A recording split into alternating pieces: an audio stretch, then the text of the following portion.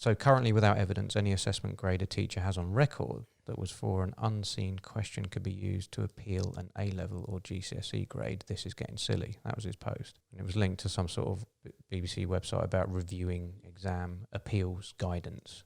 I believe this guy really cares about his students. He's one of these kind of cool teachers that like really wants to do the best. And what's it been like for him negotiating these and seeing the impact that it's been on his students that I believe he cares about. No one really knows what they're doing. Do you know what I mean? We're literally just like wandering around in the dark, doing our best. You know, some countries are doing it one way, we're doing it another way. Some countries have been really stringent and kind of upset the populace. And maybe America is the most resourced, is not doing that great. Do you know what I mean? So no one's really getting it right. We're doing the best we can. Yeah.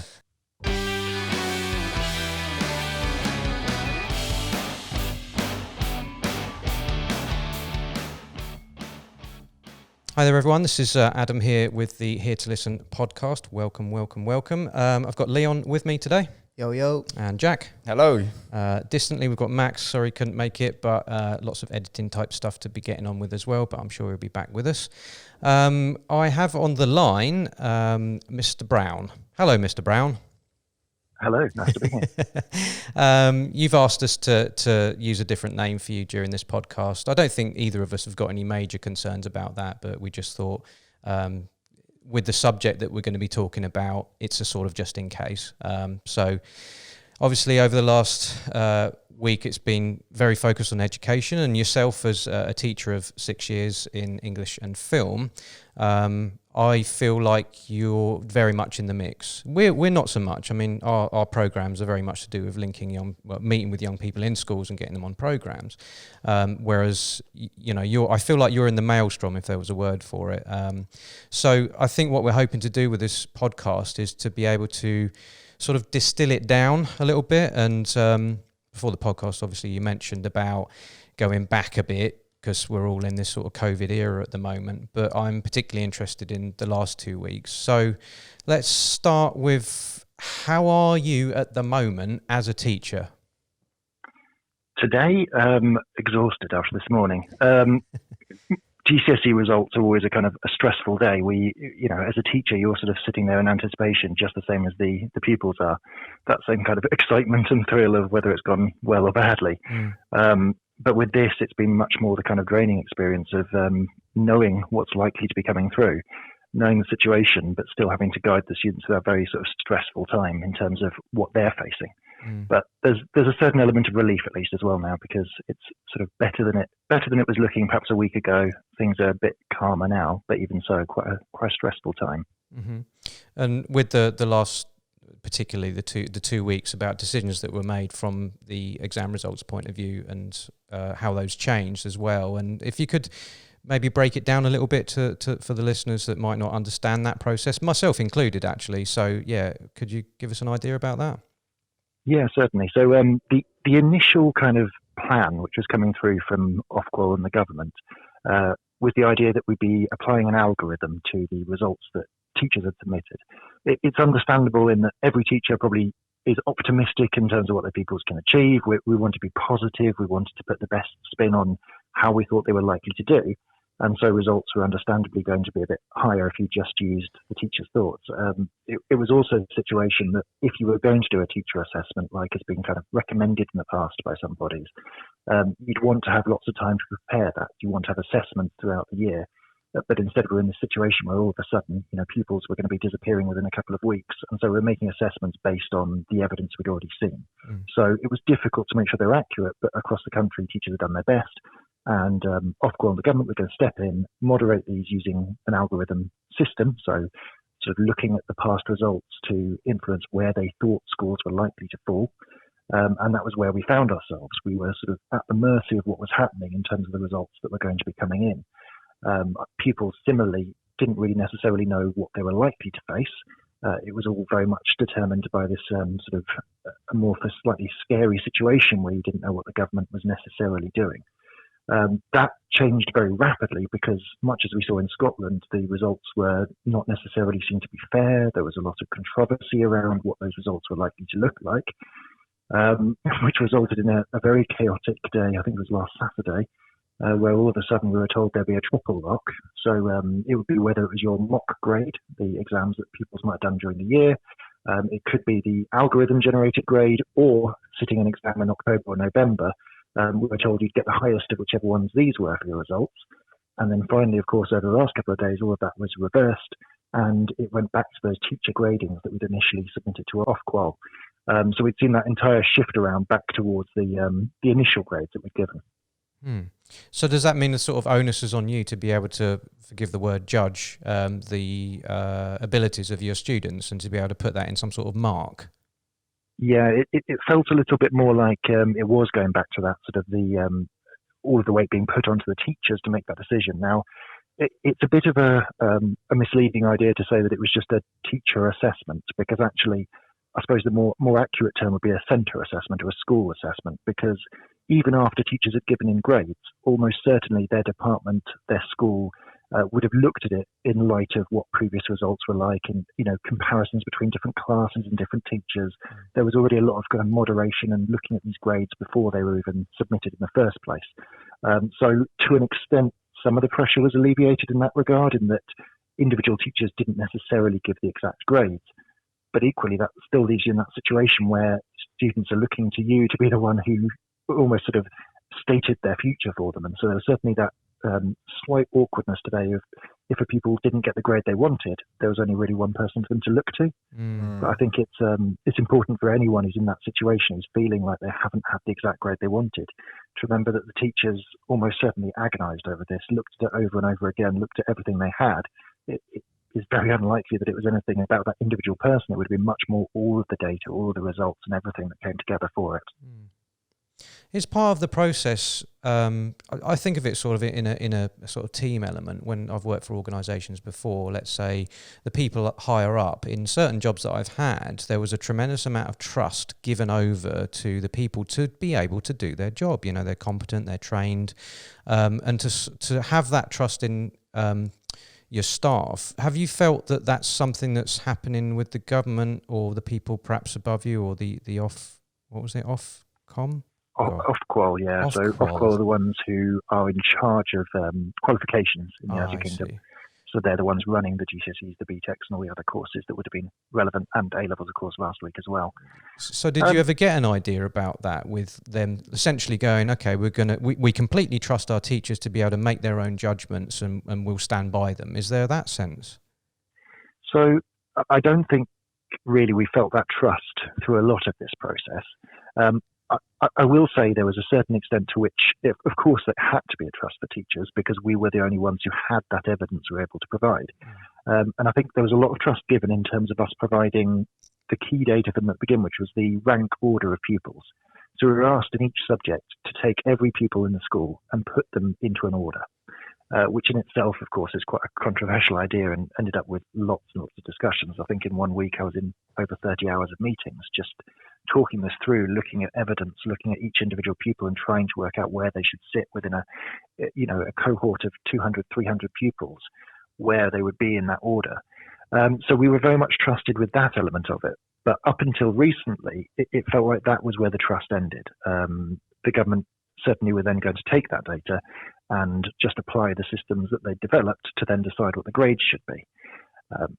It's been a strange situation where sometimes it feels like it's completely out of teachers' hands, whereas now it feels like it's obviously 100% down to what the teachers have said in a lot of cases. I believe only about 2% of results would actually be modified by sort of positively the government's algorithm over what teachers had previously said.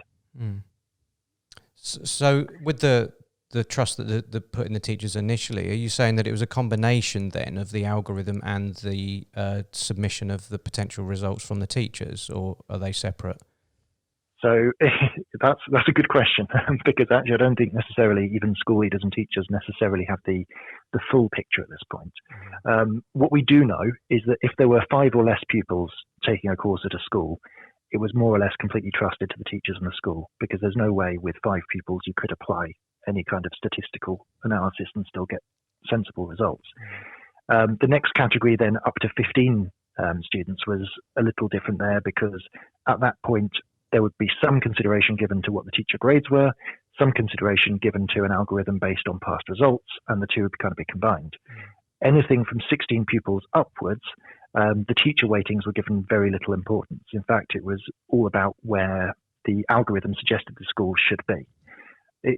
It's been very strange to look at, because for one of my classes I looked at having just 6 pupils, and 6 pupils of course dropped into the next threshold, so they didn't just take my gradings for that, they tried to apply a system based on statistics. But the idea of applying a statistical model to 6 individual pupils felt a little bit strange. It felt disconnected, and certainly the results weren't what I would have given them as a teacher when it came through. So you were witness to that. You saw, your idea of what the results should be, and then you saw the algorithm modification version of that? Absolutely. And I think what you'll see across the country, and you've probably seen some of these stories in the media, is, on a broad level, it may well be that these results would have been fairly fair. It was calculated to reflect previous years. It would have been very similar kind of grades to what we've had previously, unlike the changes today where suddenly grades are much higher. But the problem is that that's only fair in a very, very broad sense.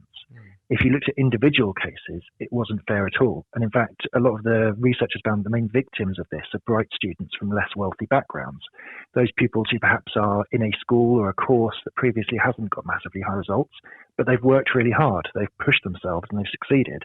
And all of a sudden that success is being stripped away because it doesn't match what the school or the course had previously. And so from my own personal experience, as I say, in a class of 6, I had one pupil who was certain to get an A star. There was no question. They were incredibly hardworking and they'd done absolutely brilliantly. However, when the results came out, they got an A. Now, that's not a massive step down. That's not unfortunate for them. An A is great. But that student, for me, there was no way they were getting anything except an A star. They were comfortably within that zone. And it was a little bit disappointing to see that that kind of individual approach just wasn't being taken there. It was much more a statistical model rather than looking at each individual pupil. And you saw it from a sort of 6-person point of view. How do you think that works in, say, a class of 30? It's very strange to see it, because actually in a class of 30, probably within a year group of 200, at least for a lot of schools, it suddenly becomes a little bit more difficult to see, pupils are going to be up or down. It's not necessarily going to be exactly what you'd expect. That being said, most grades were within roughly one grade of what teachers had expected.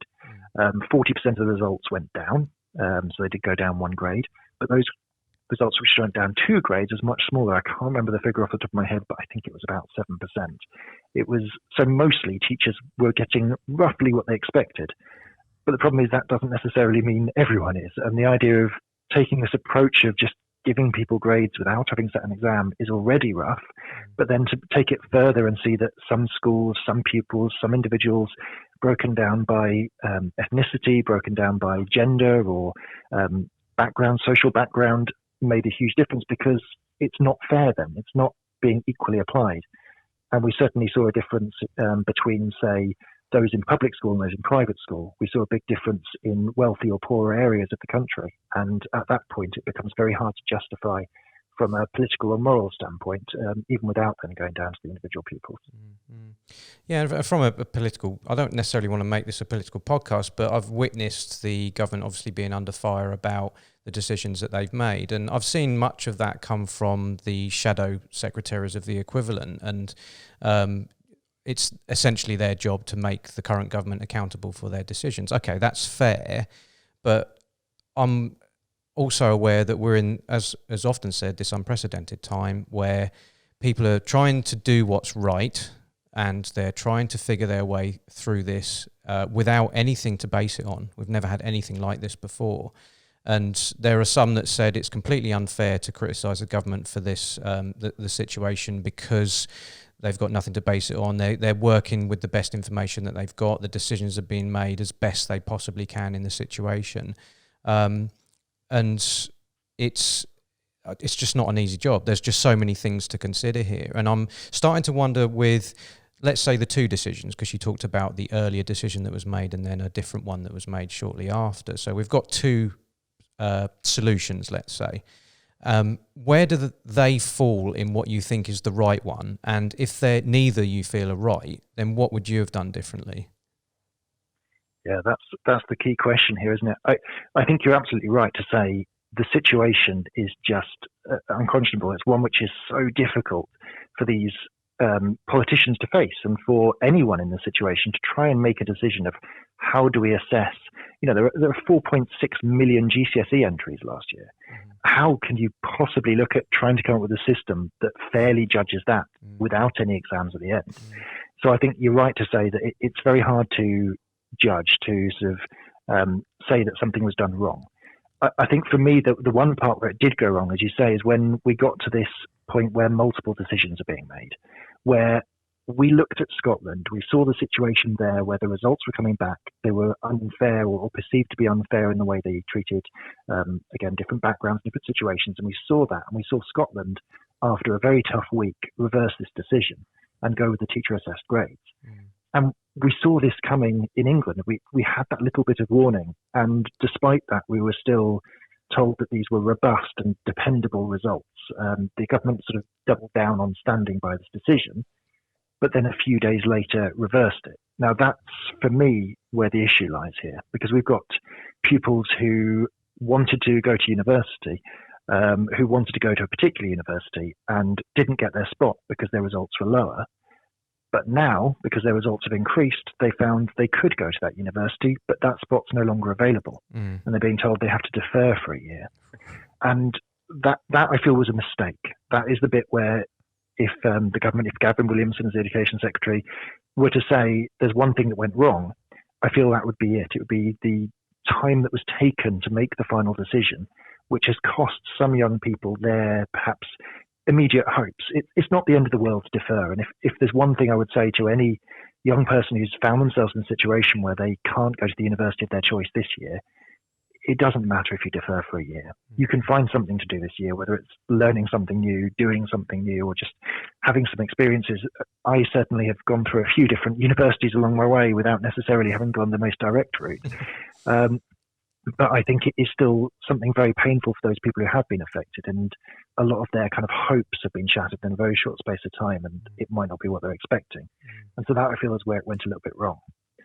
But that being said, I don't think there was a correct solution straight away. I think if you had just gone straight to teacher grades, that would have been looked down on as well. So the government has tried. They have done the best they can, but as I say, it's just the delay was the one thing that I think perhaps deserves some criticism at this point. And one of the sort of difficulties I think around it is like there's no one really nailing this. If we look around the world at the moment, there's not anyone that's got 100%. We're totally sorted. Everything's fine. And when you talked about using Scotland as a reference, we could always look at other countries as every country is probably looking at every other country, kind of wondering like, are they getting it wrong? Maybe we should kind of do what they do. That kind of so much indecision. So I like you say, I don't envy the government in their position, and trying to navigate all of this. I do want to come back a bit to when you talked about the students maybe not getting the results perhaps that they wanted, and I just want to bring the guys in a little bit here. But one of the things that I've experienced is this need to tell young people that put such a high stock in the education and of passing their results and getting to the right place. I found myself saying, well, I didn't set out to be at one point a youth worker. There's this path that sometimes you find yourself in that ends up being the right path. And I don't want to say don't put a lot of stock in education. That's not what I'm saying. But it's like you're suggesting. It's not the end of the world if you have to defer, and it's also not the end of the world if you have to kind of find another way or another path. So Mr. Brown, thanks for all that information. I know, it's kind of blown me away, actually, some of the stuff you said in there. A lot to take in, and it's very interesting, so I appreciate that. So me and Jack are working currently with a group of Year 11, soon to be Year 12s at the minute, and we've been speaking to them all week about how they feel about their GCSEs and stuff. They've been quite stressed out, but at the same time, I think they're sort of feeling like it's sort of out of their control, so they're just going to sort of get what they can get. And we spoke to 3 of them this morning, and 2 out of the 3 are happy with their results because they can get to the next step. So one has got into the 6th form they want to go in, and the other one has got into the college course. And one of them was particularly, she wasn't that unhappy because she did actually also get into a college course, but she was still unhappy with the grades. So what we asked her was there anywhere where the school pointed you in the right direction for like the appeal process? And was wondering if you could give us the best way to sort of appeal grades that you were unhappy with. Yeah, the appeals process is an interesting one because in terms of an individual pupil's grade, it's very much being suggested the only reason that something like that should be appealed is if the incorrect data was submitted or if there was some error in how the results were sort of ascertained in the end. The problem here being, actually, most of the time, if a school has submitted a grade, that is the decision of the school, and it's not something that an appeal through Ofqual, in terms of the appeals process they provided, is going to help with. I think for a lot of these pupils, it's perhaps the fact that actually you may well find this is not the grade you necessarily wanted, but it's going to be about thinking to yourself, actually, has it stopped you from getting where you want to be? Is it going to cause you any problems? Because actually for a lot of pupils, there's been a bit more of an understanding from colleges, from universities, from whoever it is that they'd be going to next, that even if the grades aren't exactly what was required, there's often some forgiveness there and understanding that it's been a difficult time. I think a lot of these appeals, it sounds like a good idea to go and appeal this grade, but actually in a lot of cases there won't be any grounds to do that from. But the best route, without a doubt, is still to go through your school, to talk to your teachers, to talk to whoever it is who's taking responsibility for that in the school. They will be able to put it forward, particularly if it looks like something's gone wrong. If it does look like it should have been higher, but the teacher submitted a higher grade, but it's come back incorrectly, then absolutely that can be fixed very easily. The one that's probably more difficult to fix is if the pupil and the teacher perhaps disagree about how the pupil has done or where they should be. That might be where you'd have more difficulty.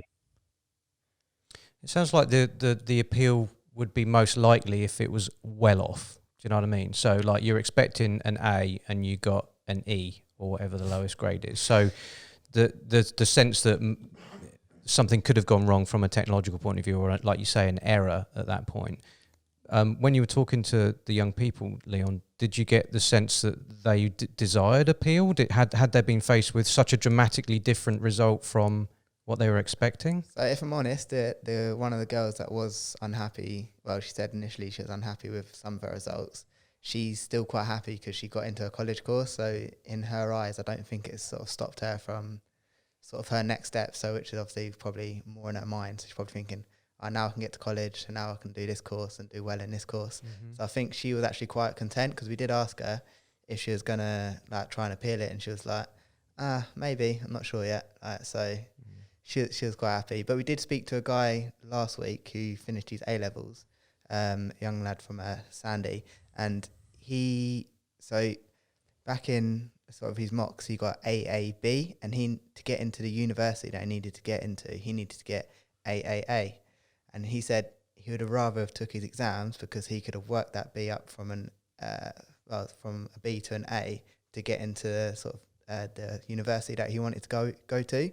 So it was just maybe a question. So were you able to take into account some of the young people with the evidence you had? Like, would they have progressed to a certain level on certain grades? Oh yes, definitely. In fact, where the mock grades were certainly the basis for a lot of what teachers perhaps are looking at, because if you're trying to give an example of what someone's going to do in an exam, a mock exam is probably the best example for it. But even within that, I know for certain there are a lot of pupils who will not always perform in a mock exam. They don't perhaps take it as seriously, or they just are someone who does really well under pressure. Not to sort of make a big gendered statement of this, but we classically see it a lot with boys in particular, where actually in the final exams they can often be a step up in results because they've been more successful there. But regardless of all of this, what we looked at wasn't just one set of results or one idea. We'd look at the individual in terms of how they've done over all the work we've seen through their books, through their answers in class, through everything they've been offering. And that's where we saw the progress. And where you might find, I don't know if you've had a chance to speak to the person who you did last week now, is that actually from their teacher assessed grade, that might well be higher than what they'd previously been given, because the teacher might have said, he definitely would have got the 3 A's, and hopefully had that understanding of where he was potentially reaching for. So previously they had the algorithm generated results or their mock exam results, whereas now they should have been provided with their teacher assessed grades. Oh, okay. So for those who got them last week, they may well find they're in a better position now that the sort of teachers' views have been taken into account a bit more. It's funny when you say about the mocks, because where me and Jack have been speaking to this group of young people that I've been working with, so there's only 11 of them, and they've all been saying, it's based on the mocks, and we didn't even try in the mocks because we didn't really care about them. So a lot of them did also have that attitude as well. So that is definitely something that's happened maybe out there. I think we're going to see a shift this year where suddenly perhaps pupils will see the importance of the mock exams and kind of value them a little more. I think December is going to be a lot harder working than it usually would be for our schools. But I mean, the mocks were important, of course, but I've certainly had one or two pupils where I just had to ignore them completely because I know they just messed up a question, they misread it, they were feeling ill on the day, whatever it might have been. And it's been quite nice to be able to take that into account. Actually, as much as it feels very unjust in a lot of ways to give exam results without having sat an exam, in another way, it feels like those people who deserved it should have got it this time. It feels like as a teacher, you can reward those people who consistently showed they could do it. Even if they might have messed up an exam, there was kind of no option for that this time, which there's a certain bit of justice there in amongst some of the injustice that's going on elsewhere. Mm-hmm. I know you personally, of course, Mr. Brown, and one of the things in the conversations that we've had, I got the real sense of a teacher that cares. And I think, that you come across teachers sometimes that might be a bit sort of world weary and maybe the passion has left them somewhat in terms of their teaching. And because I see you as someone that cares about their students, I'm wondering, what's it been like for you as a teacher, seeing your students go through this process? I mean, in a lot of ways, it's been heartbreaking at times. I think last week for the A-level results was certainly the toughest part of all of it, because we had to sit there knowing that pupils were getting grades lower than they deserved and without any chance to realistically appeal it or fight it or do anything about it. And particularly for those year 13 pupils who aren't realistically going to do a resit, they're not going to go through it again. It's been very tough to watch. I think it's that coupled with the fact that distance learning has made such a disconnect anyway between what teachers can offer and their pupils out there. Even doing our absolute best to make lessons as exciting as possible online, I've certainly been making use of online videos and really trying to push out as much as I can in terms of something a bit more exciting. We still see a lot of pupils who've just sort of completely lost touch with the school over the last few months. And so to have all this pain and suffering at the end of a time when we haven't really been able to offer the usual support we would, it's been tough as a teaching professional. It's not the kind of role I would usually be taking at this point in the year where I'm able to be that person to talk to, that person to go to if there's a worry. Instead, I've just felt very distant and a bit helpless with it. I think seeing the teacher assessed grades come in now, as I say, there's that sense of relief that some of those results that weren't fair, maybe now they're a bit more fair. Maybe those pupils who were feeling upset are doing better from it now. It's still absolutely heartbreaking to have to say to a pupil, you've not got a passing grade, and that's because we didn't think you'd get there. That's always going to be tough, but at least now it's those people that we feel that is justified, not those people where it felt wrong. So it is very difficult to say to anyone at any time that you're not going to pass or you're not succeeding. But yeah, it's better than it was. Presumably this is kind of not why you got into teaching. You probably have a kind of idea about what teaching is, and this is probably quite different, I imagine. It seems like everything's changed. You're talking about digital platforms, you're talking about a disconnect, you're talking about the effect that it's had on your students as well, and you not really being able to do much about that by the sound of it because of that disconnect. So yeah, don't underestimate how hard some teachers have worked to pick up new digital literacies this year. There are plenty of teachers in my department. I'm fortunate in that I play video games in my spare time. I'm used to being on the internet and to computers. That's made it much more comfortable for me. For those teachers who normally would, avoid computers whenever possible at time, all of a sudden they've had to try and make sure they're giving a good education remotely. And I know this is probably something that's a topic all over the last few months, but it has been very difficult, and teachers have tried very hard to do the best they can, and pupils equally. Some of the work I've seen submitted online has been absolutely astonishing, and it makes me so proud of where my pupils are. But I'm also aware there's been a lot who've been completely lost in this process, and it is difficult.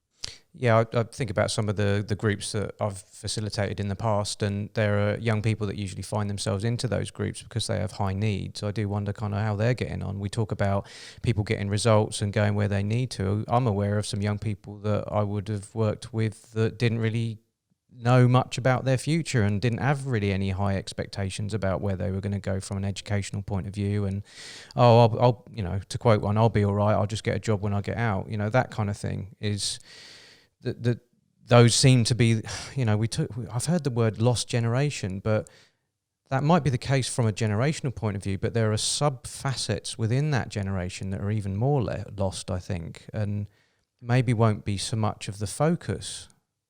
Yeah, and it's only exacerbated by the fact that obviously the jobs that are being lost right now are those for young people. We've seen that where, the 70 to 25-year-old age group are those who've lost the most options for employment.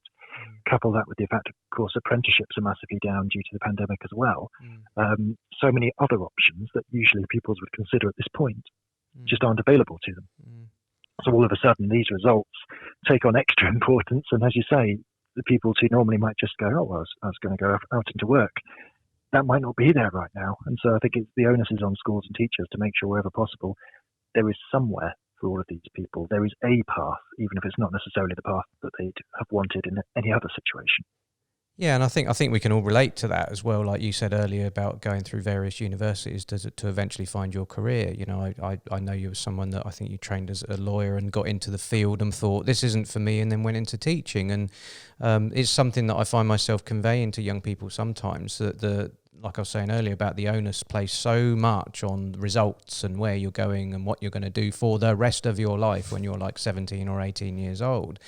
I wanted to be a fireman when I was 17 or 18. That didn't work out. It was an attractive career, but I've ended up in careers that I've loved anyway. Do you know what I mean? So I suppose just to sort of slightly get out of the problem into more solution-focused stuff and maybe try to get a bit more optimistic, because I'm feeling like this is a bit heavy. Do you know what I mean? So I'm sort of wondering about what the future. Yeah. So Mr. Brown, how is like sort of September 2020 looking like for like your school? Is it going to be like online as well as them coming in? Tell us. No, September's going to be in person. It's a little bit worrying at this point. It's a little bit scary, but equally it's reassuring to know that we can offer some normality again.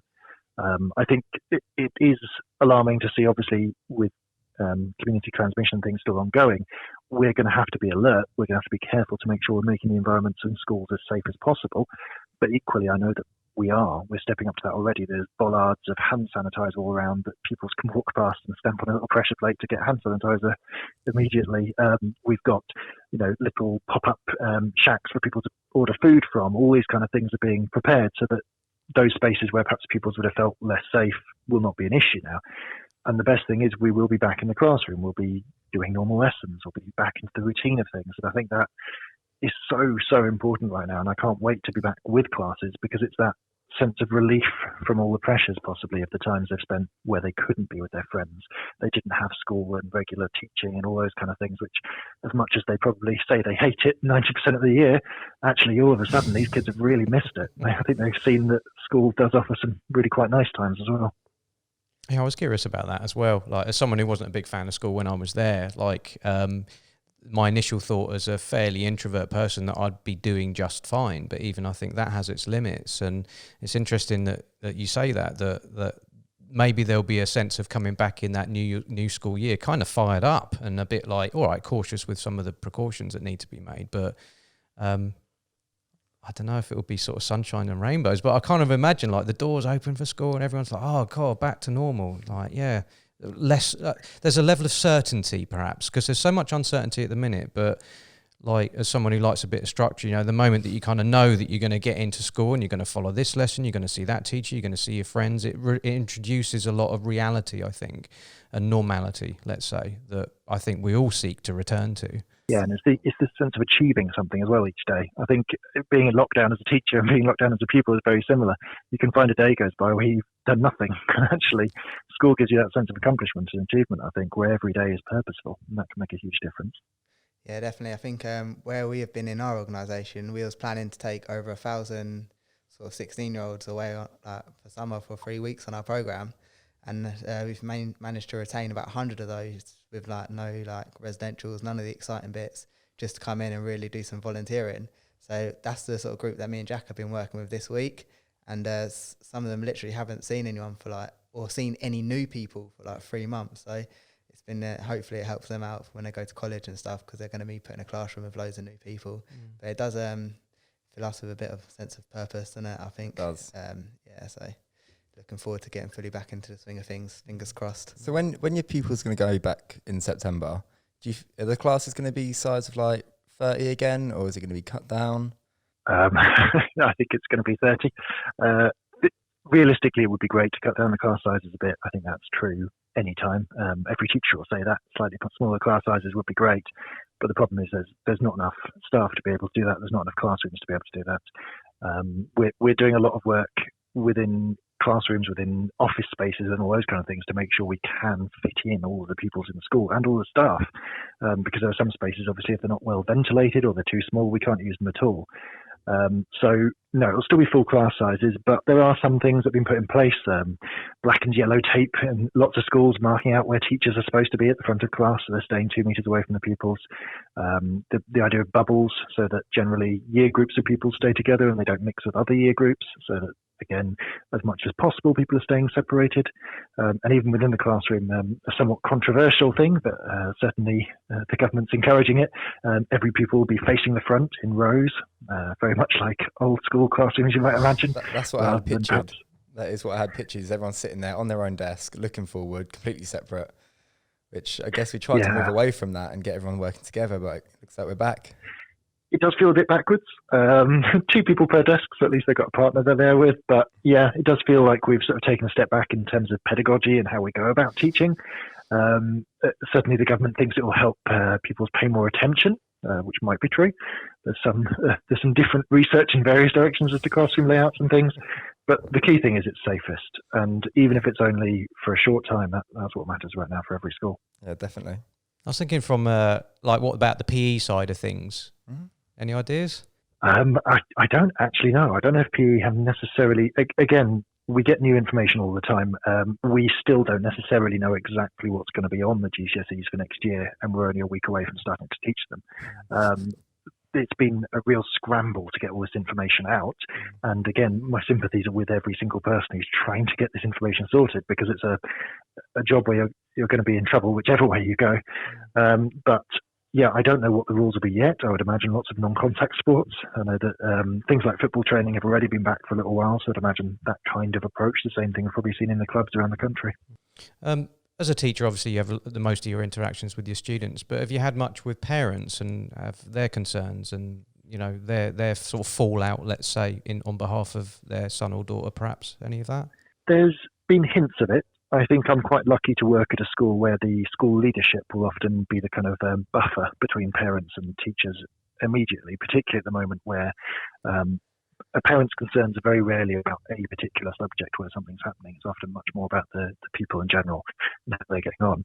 So I haven't had too much interaction with parents. I hope that across the country parents are being as understanding as possible, because I think it is very tough to look at your child and see how they're being treated, but then also to be aware of how it's such an unusual time in so many ways that you've got to have that sense of perspective and understanding that every teacher is really trying to do the best they can. It's just not always that easy right now. Yeah, maybe that's why you haven't had that much contact, as it were. You know, maybe that there is that attitude of like we're all kind of struggling at the moment. There's all sorts of difficulties that we need to overcome, and last thing that I need, let's say, quote, as a parent, is to go and hassle my teacher about such and such, you know, because I think I don't know how much use that's gonna give anybody, really.